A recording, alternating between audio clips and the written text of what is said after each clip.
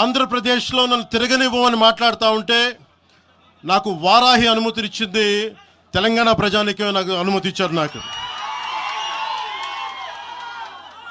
అలాగే నాకు గత వైసీపీ ప్రభుత్వం మిమ్మల్ని ఆంధ్రాలోకి అడుగు పెట్టనివ్వు అంటే కోదాడ, నల్గొండ అన్ని ప్రాంతాల నుంచి వచ్చి నాతో పాటు అండగా వచ్చారు నా తెలంగాణ అన్నదమ్ములు, జన సైనికులు.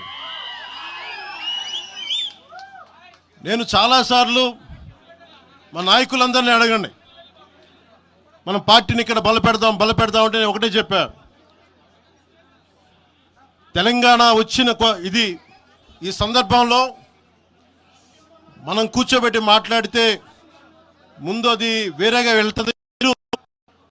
తిరగండి, జనసేన ఆశయాలను తీసుకెళ్ళండి, ఆ రోజు సంగతి చూద్దాం, ప్రజలు కోరుకున్న మీద చూద్దాం తప్ప నాకేమి ఇక్కడ కూర్చొని ఆంధ్రప్రదేశ్లోనే అధికారం కోరుకునేవాడిని, తెలంగాణలో నేనే అధికారం కోరుకుంటాను, ఒక మార్పు తప్ప.